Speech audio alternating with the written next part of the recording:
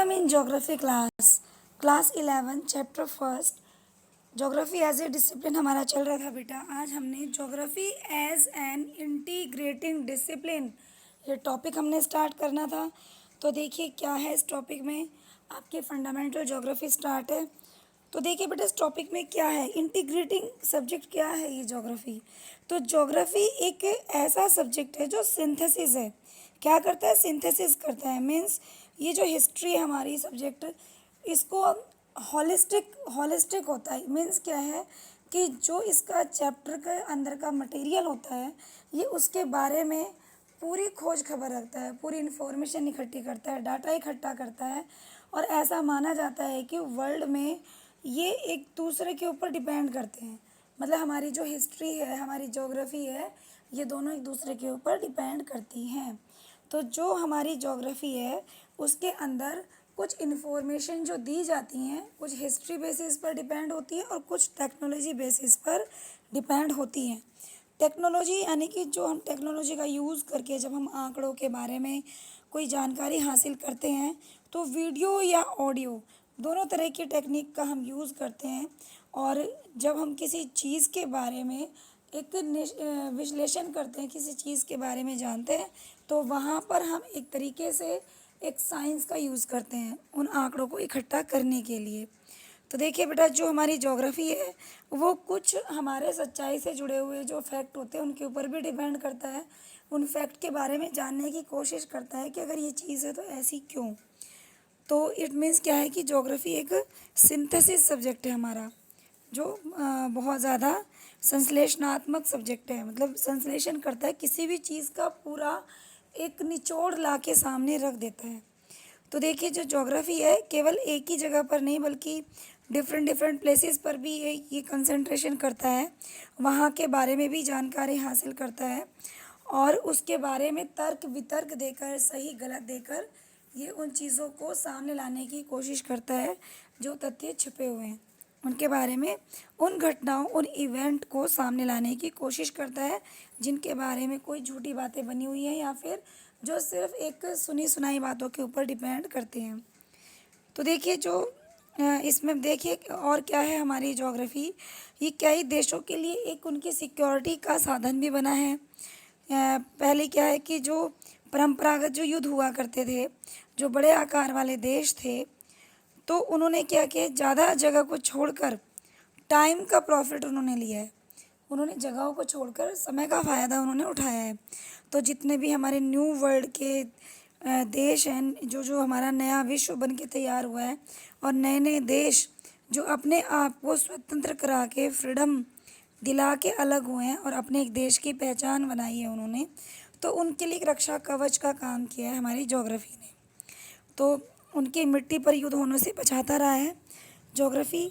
तो कैसे बचाता रहा है, क्योंकि उस मिट्टी के बारे में, उस जगह के बारे में पूरी जानकारी ज्योग्राफी दे देता है कि वहाँ पर कैसे हालात है, कैसे वहाँ का क्लाइमेट है, वहाँ पे कोई जगह रहने के लायक है कि नहीं है, या वो सॉइल है वो यूजेबल है कि नहीं है।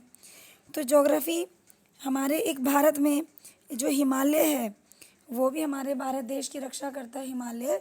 तो ज्योग्राफी ने इसका निचोड़ लेके आया कि कैसे रक्षा करता है, क्योंकि एक बहुत बड़ी दीवार के रूप में खड़ा हुआ है हिमालय, और आने वाली तूफ़ानी हवाओं और हिमालय के दूसरी साइड जो अदर कंट्री है जैसे चाइना है, तो उनसे, उनके अटैक से रक्षा करता है।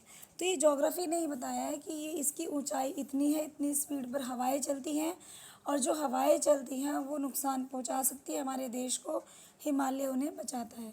तो ज्योग्राफी किसी भी देश के लिए एक रक्षा कवच का काम करता है। तो देखिए बेटा जो भी आक्रमणकारी एशिया के अंदर आए हैं तो उनके लिए भी उनके रास्तों के बारे में भी जानकारी देता है, या समुद्री रास्ते से जो लोग हमारे वेस्टर्न साइड से इंडिया के अंदर एंट्री करना चाहते हैं तो ज्योग्राफी के पहले ही ज्योग्राफी की वजह से जानकारी मिल जाती है, मौसम की जानकारी कि किस टाइम पर तूफ़ान आएगा और किस टाइम पर चलना अच्छा रहेगा। तो ज्योग्राफी के बहुत सारे ऐसे एग्जाम्पल हैं जो हमारे हिस्ट्री से जुड़े हुए हैं और जो किसी भी देश के लिए एक लाभकारी साबित हुआ है। तो बेटा अब ये तो हो गया आपका इंटीग्रेटिंग के बारे में। अब देखिए कोई भी ज्योग्राफी हमें किसी जगह से कितनी दूर है इसके बारे में बताता है। कि कोई 1500 किलोमीटर दूर है या वहाँ पर जाने में 2 घंटे का टाइम लगेगा, या अगर हम एरोप्लेन के ज़रिए वहाँ पर पहुँचते हैं तो कितने घंटे दूर हमारा रास्ता पड़ जाएगा, कितना कम हो जाएगा। ठीक है, अब नेक्स्ट हेडिंग पे हम आते हैं बच्चे। नेक्स्ट है हमारी physical geography and natural science. अब देखिए भौतिक भूगोल एवं प्राकृतिक विज्ञान क्या है ये। तो जो हमारे सभी ब्रांचेस हैं हमारे फिजिकल ज्योग्राफी की, तो जैसा कि आपको मैप में भी दिखाया था पहले, ठीक है बेटा, और मैं दिखा देती हूँ कौन से मैप में है।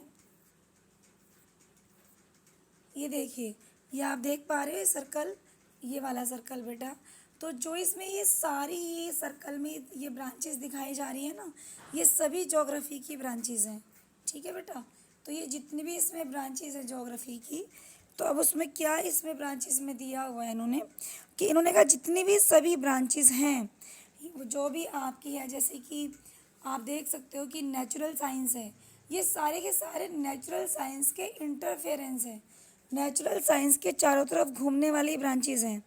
आप इसमें मौसम विज्ञान भी है आपका, जो वेदर साइंस है, या इसमें आपकी भौमिकी है जो आपको अर्थ के बारे में बताती है, भूगोल है जो आपको उसकी शेप के बारे में, अर्थ की शेप के बारे में बताता है, सॉइल साइंस है जो आपको वहाँ की मिट्टी के बारे में बताती है किसी भी जगह की, या आपका ओशन साइंस है, समुद्रिक विज्ञान जो पानी के बारे में जानकारी देता है। तो ये सभी सूचनाएं हमें ज्योग्राफी से प्राप्त होती हैं, और ये हमारी नेचर के बहुत नज़दीक से जुड़ी हुई सूचनाएं हैं, बहुत नज़दीक से जुड़ी इन्फॉर्मेशन है। क्योंकि जो मानव होता है ना बेटा, वो बहुत सारे उसे विभिन्न, उसे क्या एक निचय मिलते हैं। निचय का मतलब होता है निकेत, मतलब कि मानव जो जहाँ पे रहता है उसके आसपास का एरिया जहाँ पे वो रहता है, निवास करता है, तो उसके बारे में उसे जानकारी हासिल करने का बड़ा चाव होता है कि यहाँ का वातावरण कैसा है, हवाएं हैं तो क्यों हैं, मिट्टी है तो किस मिट्टी में किस प्रकार की फसल हो सकती है। मतलब सभी तरह की जानकारियाँ हमें ज्योग्राफी के ज़रिए प्राप्त हो जाती हैं, जो हम अपनी अर्थ की स्टडी भी ज्योग्राफी के ज़रिए कर पाते हैं। अपनी लैटिट्यूड्स और लॉन्गिट्यूड लाइंस जो हैं, जो इमेजिनरी लाइंस हैं, इनके बारे में बता के कि हम अर्थ के आकार को भी जान पाएँ कि वो जियोड शेप है या कैसा है।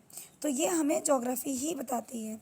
उसके बाद में हम जो इसका डाटा इकट्ठा करते हैं, जो इसकी सांख्यिकी है वो इकट्ठी करते हैं कि भाई इस एरिया में इतने परसेंट लोग रहते हैं, इतने परसेंट ज़िंदा हैं, इतने परसेंट वहाँ से चले गए, वहाँ का जो डेथ रेट है वो कितना है, बर्थ रेट है कितना है, या वहाँ पर जो उस एरिया में जो इकोनॉमिक ग्रोथ है वो कितनी किस रेट पे जा रही है।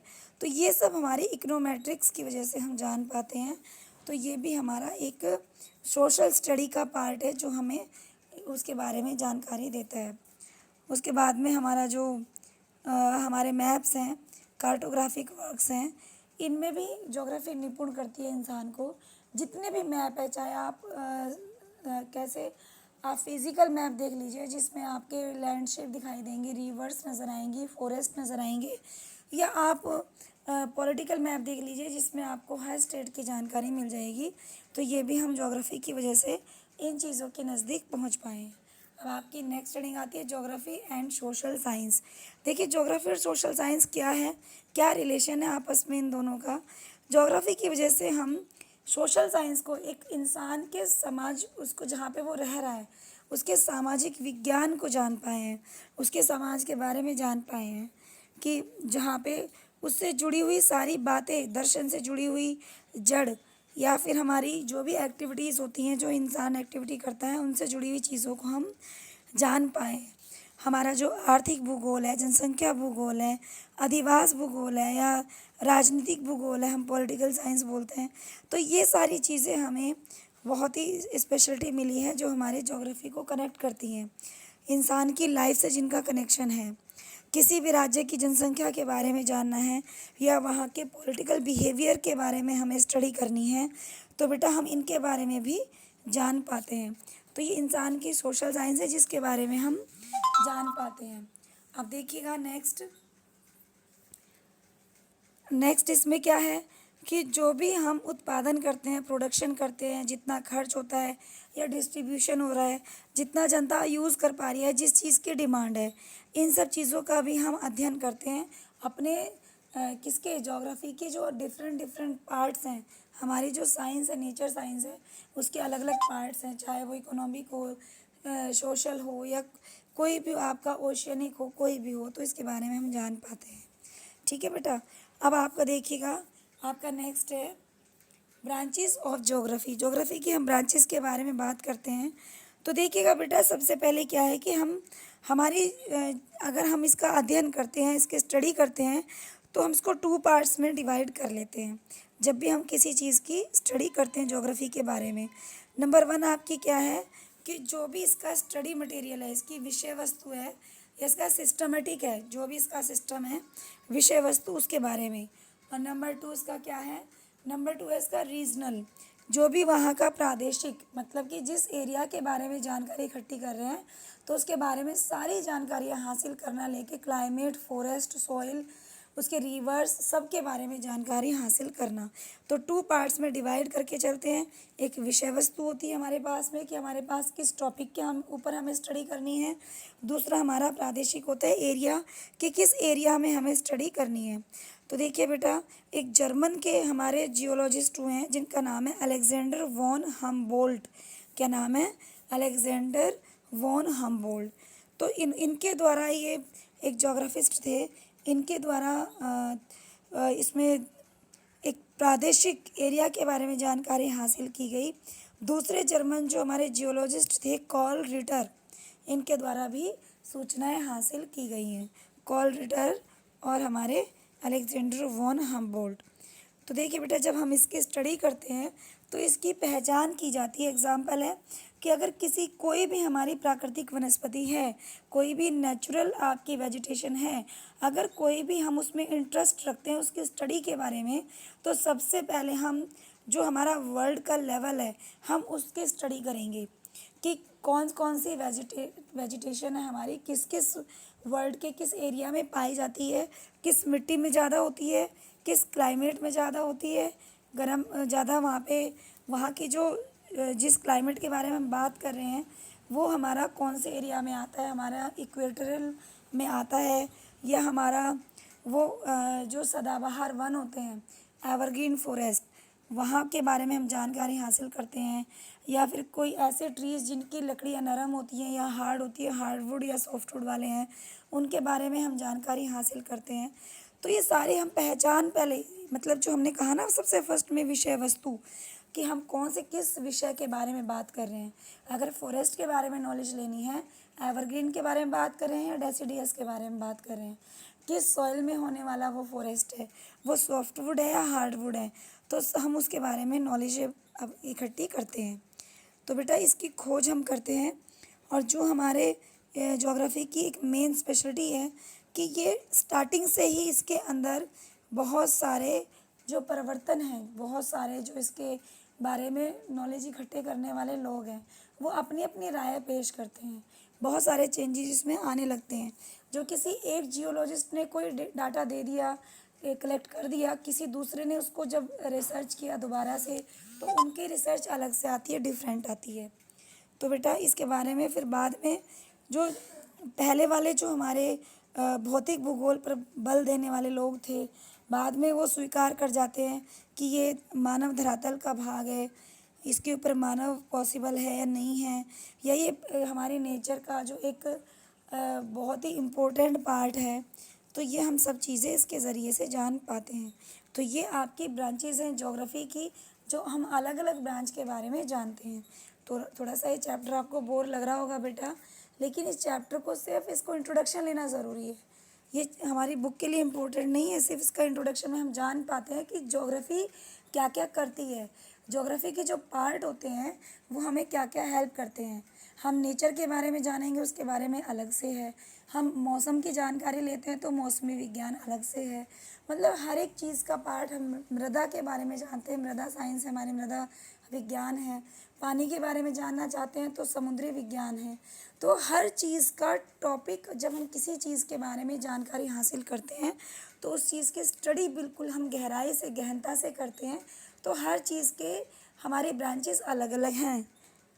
ठीक है बेटा, तो आज तक के लिए इतना ही। कल मैं आपका जो पढ़ाऊँगी वो ब्रांचेस ऑफ ज्योग्राफी होगा, जो किसके बेस पर होगा, हमारा सिस्टमेटिक अप्रोच होगा, यानी कि इसमें क्या क्या हमारी चीज़ें शामिल होती हैं। Okay guys, thank you class.